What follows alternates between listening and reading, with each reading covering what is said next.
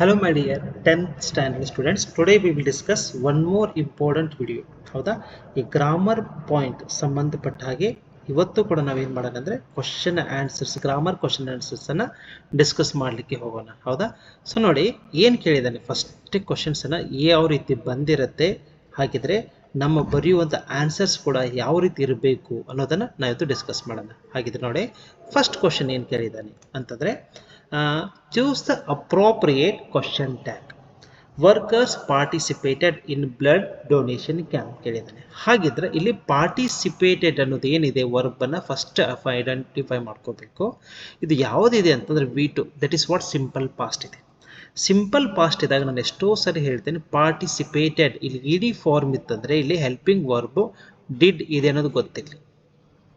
For example ನೋಡಿ right ಅಂತ ಇದೆ, ಹೌದಾ? ರೈಟ್ಸ್ ಅಂತಿದೆ, ಇಲ್ಲಿ ಇದೇನಿದೆ ಅಂತಂದರೆ ಡಸ್ ಅನ್ನೋದಿದೆ. ರೋಟ್ ಅಂತ ಏನಾದರೂ ಇತ್ತು ಅಂತಂದರೆ ಇಲ್ಲಿ ಡಿಡ್ ಇದೆ. This is what V1 V2 ಅಂತ ಗೊತ್ತಿರಬೇಕು ನಮಗೆ, ಹೌದಾ? ಇಲ್ಲಿ ರೋಡ್ ಅಂದರೆ ದಿಸ್ ಈಸ್ ನನ್ ಅದರ್ ದನ್ ಪಾರ್ಟಿಸಿಪೇಟೆಡ್. V2 ಇರೋದ್ರಿಂದ ನಮ್ಗೆ ಏನು ಗೊತ್ತಿದೆ ಅಂದರೆ ಡಿಡ್ ಇದೆ. ಹಾಗಾಗಿ ನಾವೇನು ಮಾಡ್ಕೊಳ್ತೇವೆ, ಡಿಡ್ಡನ್ನು ತಗೋತೇವೆ, ನಂಬರ್ 1. ಆಮೇಲೆ ಸೆಂಟೆನ್ಸ್ ಪಾಸಿಟಿವ್ ಇರೋದ್ರೆ ಬರುವಂಥ ಕ್ವಶನ್ ಟ್ಯಾಗ್ ನೆಗೆಟಿವ್ ಆಗುತ್ತೆ. ವರ್ಕರ್ಸ್ ಇದಕ್ಕೆ ಪ್ರೊನೌನ್ ಏನು ಅಂದ್ಕೊಳ್ತೇವೆ ಅಂದರೆ ದೇ ಅಂತ ಬರಿತೀವಿ. ಸೊ ಆನ್ಸರ್ ಡಿಡಂಟ್ ದೇ ಅಂತ ಬರಿಬೇಕಾಗಿದೆ. ಹಾಗಿದ್ರೆ ಎಲ್ಲಿ ಬರುತ್ತೆ ಇಲ್ಲಿ ಆನ್ಸರು ಅಂತಂದಾಗ C1 ಮ್ಯಾಚ್ ಮಾಡ್ಕೋತೀವಿ, ಹೌದಾ? Okay, next read the following sentences and choose the infinitive ಅಂತಿದೆ. ಇಲ್ಲಿ ನೋಡಿ we gathered the playground ಅಂತ ಇದೆ, ಹೌದಾ? ಇಲ್ಲಿ ನಾವು ಏನು ಮಾಡ್ಕೋಬೇಕು, ಸೆಕೆಂಡ್ ಕ್ವಶನ್ ನೆನಪಲ್ಲಿ. Second question, we gathered. Okay, fine. Second question, this is what we gathered at the playground to receive the chief guest. ಇಲ್ಲಿ ಏನು ಮಾಡ್ಕೋಬೇಕು ನಾವು, ಇನ್ಫಿನಿಟಿ ಅಂತ ಕೇಳಿದಾನೆ. ಇದನ್ನು ನಾವು ಐಡೆಂಟಿಫೈ ಮಾಡ್ಕೋಬೇಕು. ಇನ್ಫಿನಿಟಿವ್ ಏನಂತಂದರೆ ಯಾವುದೇ ಒಂದು ವರ್ಬ್ ಇದೆ.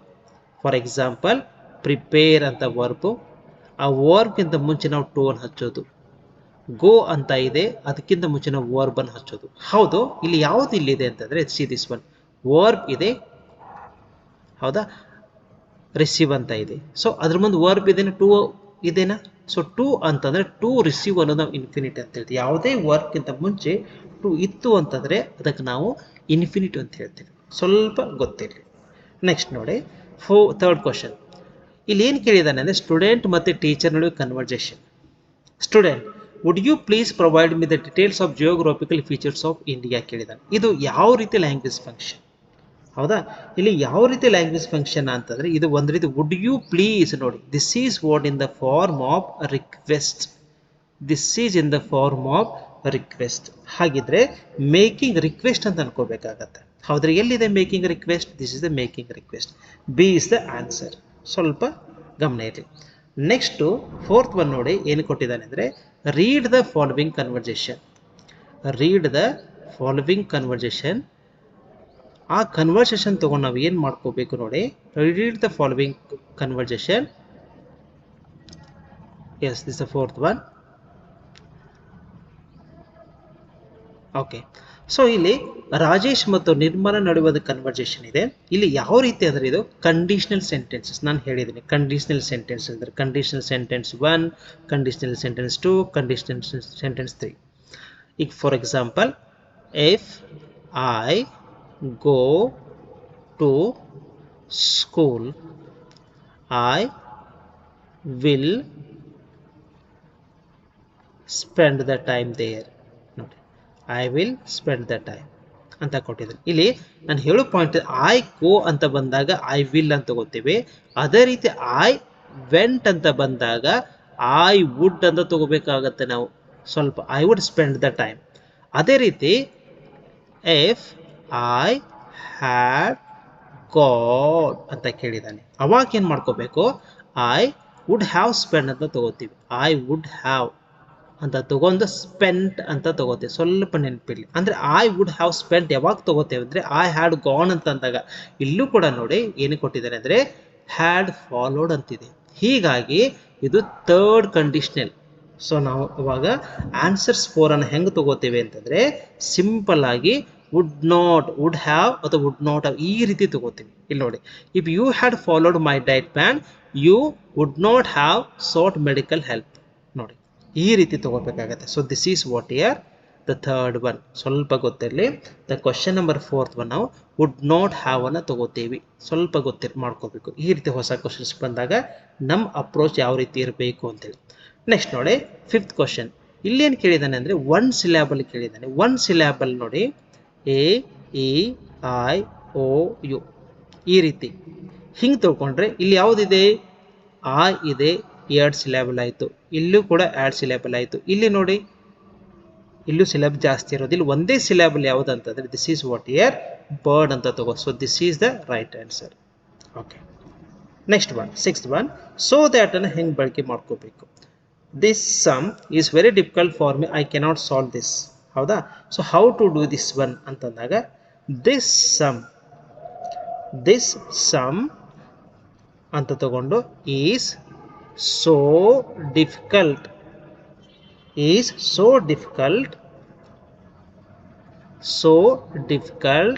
that I cannot solve this. This sum is so difficult that I cannot solve this. ಈ ರೀತಿ ಬರಿಬೇಕಾಗತ್ತೆ. ಸ್ವಲ್ಪ ಗೊತ್ತಿರಲಿ. ಹೌದಾ? ನೆಕ್ಸ್ಟ್ ನೋಡಿ, ಸಿಂಪಲ್ ಆಗಿ ಕೇಳಿದಾನೆ ಕರೆಕ್ಟ್ ಆರ್ಟಿಕಲ್. ಟಫೆಸ್ಟ್ ಮುಂದೆ ಏನು ಬಳಕೆ ಮಾಡ್ಕೋಬೇಕು. This is what superlative degree. Fastest, toughest, smallest, biggest ಇವಕ್ಕೆಲ್ಲಕ್ಕೂ ನಾವು ಏನು ಮಾಡ್ಕೊಳ್ತೇವೆ ಅಂದರೆ ದ ಅನ್ನು ಬಳಕೆ ಮಾಡ್ಕೊಳ್ತೀವಿ. So here the is the answer. Smallest ಇರ್ಬೋದು, ಬಿಗ್ಗೆಸ್ಟ್ ಇರ್ಬೋದು, ಥಿಕ್ಕೆಸ್ಟ್ ಇರ್ಬೋದು ಈ ರೀತಿ. ಹೌದಾ?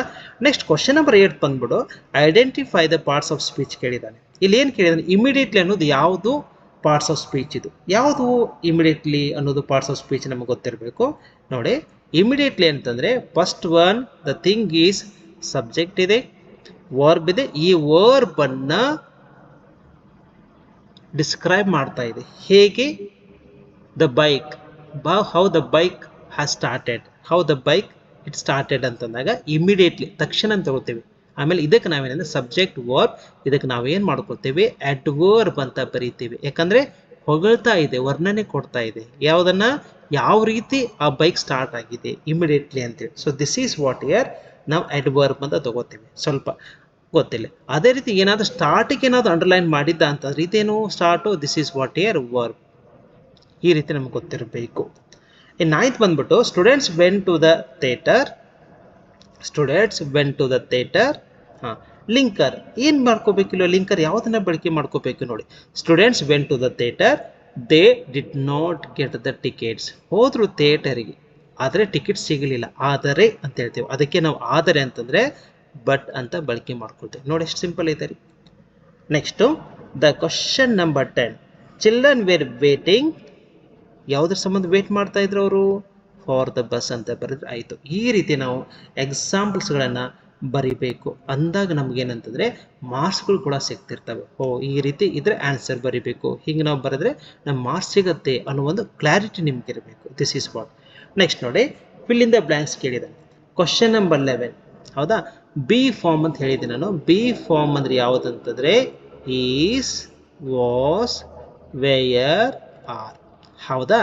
ಇಲ್ಲಿ ಯಾವ ರೀತಿ ಎದನ್ನು ತಗೋಬೇಕಂತಂದರೆ ಇಲ್ಲಿ ಎಸ್ಟರ್ಡೇ ಅಂತ ಮೆನ್ಷನ್ ಮಾಡಿದ್ದಾನೆ. ಎಸ್ಟರ್ಡೇ ಮೆನ್ಷನ್ ಮಾಡಿದ್ದಾನೆ ಅಂದರೆ ಪಾಸ್ಟ್ ರೆಫರೆನ್ಸ್. ಪಾಸ್ಟ್ ರೆಫರೆನ್ಸ್ ಅಂದರೆ ಸುನೀಲ್ ಅಂತ ಇದ್ದಾನೆ. ಹೌದಾ? ಸುನೀಲ್ ಅಂತಂದಾಗ ನಾವು ಸಿಂಗ್ಲರೇ ತಗೋತೇವಲ್ವಾ. ಹೀಗಾಗಿ ನಾವೇನು ಮಾಡ್ಕೋತೇವೆ, ವಾಸ್ ಅಂತ ತಗೊಂಡು ಏನು ಮಾಡ್ಕೋತೀವಿ, ಬಿ ಪ್ಲಸ್ ವೇಟ್ ಅಂತಂದರೆ ವೇಟಿಂಗ್ ಅಂತ ತಗೋಬೇಕು. ವಾಸ್ ಅಥವಾ ವೇರ್ ಹಾಕಿದ್ವಿ ಅಂದರೆ ನಾವು ING ಫಾರ್ಮ್ ಹಾಕ್ತೇವಲ್ವಾ, ಆ ರೀತಿ. So this is what how to write. Was waiting for the bus yesterday. This is simple. Next ನೋಡಿ, ವಿ ಸಾ ದ ಡೆವಲಪ್ ಅಂತ ಇದೆ. ಇಲ್ಲಿ ನೌನ್ ಫಾರ್ಮ್ ಅಂತ ಕೇಳಿರ್ತಾನೆ. Write the correct form of the word given in the brackets. We saw the development of the city. ಇಷ್ಟೇ ಬರೆದ್ರೆ ಆಯಿತು.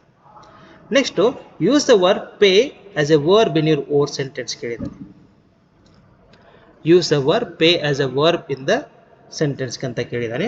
ಹಾಗಿದ್ರೆ ನಾವೇನು ಮಾಡಬೇಕು ಇಲ್ಲಿ, pay. Okay, I pay the amount ಅಂತ ತಗೋಬೋದು. ಹೌದಾ? I will pay the amount to my father. I paid the amount ಅಂತ ಕೂಡ ಬರೀಬೋದು. ಅಂದರೆ ವರ್ಬ್ ಆಗಿ ಬರೆಯುವಂಥದ್ದು ಸೆಂಟೆನ್ಸ್ ಸಿಂಪಲ್ ಆಗಿ. ಹೌದಾ? ನೆಕ್ಸ್ಟ್ ಕ್ವಶನ್ ನಂಬರ್ 14 ಕೇಳಿದ ನೋಡಿ, change the following sentence comparative degree. Comparative degree ಅಂತಂದ್ರೆ ಇಲ್ಲಿ ಟಾಲರ್ ಅಂತ ಇದ್ರೆ ಅಲ್ಲಿ ದ್ಯಾನ್ ಅನ್ನ ತಗೋತೀವಿ. ಈ ರೀತಿ ದ್ಯಾನ್ ಅನ್ನ ಬಳಕೆ ಮಾಡ್ಕೊತೀವಿ. ಹೌದಾ? ಇಲ್ಲಿ ನಾವು ಏನ್ ಮಾಡ್ಕೋಬೇಕು ಕಂಪ್ಯಾರಿಟಿವ್ ಡಿಗ್ರಿ ಅಂತಂದಾಗೆ ನೋಡಿ, ಡಾನ್ ಅಂಡ್ ಸ್ಮೆಲ್ ಅಂತ ತಗೋತೇವೆ. Next was as it is, was ಇಲ್ಲಿ ಮೋಸ್ಟ್ ಅಂತ ಬರೀಬಾರ್ದು, ಮೋರ್ ಅಂತ ತಗೋಬೇಕಾಗತ್ತೆ. ಮೋರ್ ಜನರಸ್ ಪರ್ಸನ್ ದ್ಯಾನ್ ಅಂತ ತಗೋಬೇಕಾಗತ್ತೆ. Than any other person in the village. ಇಷ್ಟೇ ಬರೆದ್ರೆ ಆಯಿತು. Will get the marks. ಸ್ವಲ್ಪ ಇದ್ರ ಬಗ್ಗೆ ಗೊತ್ತಿರಲಿ. ನೆಕ್ಸ್ಟು ಕ್ವಶನ್ ನಂಬರ್ 15 ಕೇಳಿದ್ದಾನೆ, ಐ ಸೋಲ್ಡ್ ದ ಟ್ರೀಸ್. ಹೀಗೆ ಬಂದಾಗ ಸಬ್ಜೆಕ್ಟ್ ವರ್ಬ್ ಆಬ್ಜೆಕ್ಟ್. ಹೌದಾ? S V O. ಫಸ್ಟಿಗೆ ನಾವೇನು ಮಾಡ್ಕೋಬೇಕು, ಆಬ್ಜೆಕ್ಟನ್ನು ತಗೋಬೇಕು, then or finally subject. But sentence meaning ಕೊಡಬೇಕು. ಹೌದಾ? ಇದು ನೋಡಿ, ದ ಟ್ರೀಸ್ ಅಂತ ತಗೋತೀವಿ. The trees plural sense were ಅಂತ ತಗೊಂಡು the trees were sold by me ಅಂತ ಬರೆದ್ರೆ ಆಯಿತು. ಸಿಂಪಲ್ ಆಗಿರುವಂಥ ಆನ್ಸರ್ ನೋಡ್ರಿ. ನೆಕ್ಸ್ಟು ಕ್ವಶನ್ ನಂಬರ್ 16 ನೋಡ್ತಾ ಹೋಗೋಣ. ಇಲ್ಲಿ ರಿಪೋರ್ಟೆಡ್ ಸ್ಪೀಚನ್ನು ಕೇಳಿದ್ದಾನೆ. ರಿಪೋರ್ಟೆಡ್ ಸ್ಪೀಚನ್ನು ಕೇಳಿದ್ದಾನೆ. ಕುಸುಮ ಮತ್ತು next Rameshwari conversation. Hello Rameshwari, how are you? Fine, thank you. Kusuma, where are you coming? Where are you coming to school? I am coming to school tomorrow. Where are you coming to school? Sorry, when are you coming to school ಅಂತ ಕೇಳಿದ್ದಾರೆ. I am coming to school tomorrow ಅಂತ ಹೇಳಿದ್ದಾರೆ. ಇಲ್ಲಿ Rameshwari told ಕುಸುಮ. ನೋಡಿ, Rameshwari told to ಕುಸುಮ. ಈ sentence ಅನ್ನ ತಗೊಂಡು ಬರೀಬೇಕಾಗತ್ತೆ. ಫಸ್ಟಿಗೆ ಐ ಅಂದ್ರೆ ಯಾರು ಅಂತಂದಾಗ ಟೋಲ್ಡ್ ಕುಸುಮ ಅಂತ ಹಾಕೊಂಡು ದ್ಯಾಟ್ ಅಂತ ಹಾಕೋತೇವೆ. ನಂಬರ್ 1 ದ್ಯಾಟ್ ಅಂತ. ಐ ಅಂದ್ರೆ ಯಾರಿಲ್ಲಿ? ಇದನ್ನು ತಗೋಬೇಕು. This is what is she. ಹೌದ್ರಿ? ದ್ಯಾಟ್ ಶಿ ಒಂದು, ಶಿ ಆಮ್ ಇದ್ದಿದ್ದು ವಾಸ್ ಆಗತ್ತೆ. She was coming, she was coming to school, she was coming to school. Tomorrow ಇದ್ದಿದ್ದು ಏನು ಮಾಡ್ಕೋತೀವಿ, ದ ನೆಕ್ಸ್ಟ್ ಡೇ ಅಂತ ಬರೀತೀವಿ. ಈ ರೀತಿ ಸಿಂಪಲ್ ಆಗಿ ಆನ್ಸರ್ಸ್ ಇರ್ತವೆ. ಅದಕ್ಕೆ ನಮಗೆ ಗೊತ್ತು ಮಾಡ್ಕೋಬೇಕು ನಾವು. ಈ ರೀತಿ ಆನ್ಸರ್ ಬರುತ್ತಾ, ಹೀಗೆ ಬರೀಬೇಕು ಅನ್ನೋದ್ರ ನಮ್ಮ ಕಾನ್ಸೆಪ್ಟ್ ಗೊತ್ತಿರಬೇಕು. ಸೊ ಸಿಂಪಲ್ ಆಗಿ ಕಾನ್ಸೆಪ್ಟನ್ನು ಕನ್ವೆ ಮಾಡಲಿಕ್ಕೆ ಟ್ರೈ ಮಾಡಿದ್ದೇನೆ. ಇನ್ನೂ ಏನಾದರೂ ಗೊತ್ತಾಗಲಿಲ್ಲ ಅಂತಂದರೆ ಕಮೆಂಟ್ ಬಾಕ್ಸಲ್ಲಿ ಕೂಡ ಹಾಕ್ಬೋದು. ಸರಿ, ಅರ್ಥ ಆಗಲಿಲ್ಲ ಈ ಗ್ರಾಮರ್ ಬಗ್ಗೆ ಮಾಡಿ ಅಂದರೆ ಮತ್ತೆ ಕೂಡ ಮಾಡ್ಕೋಬೋದು. Okay, thank you so much.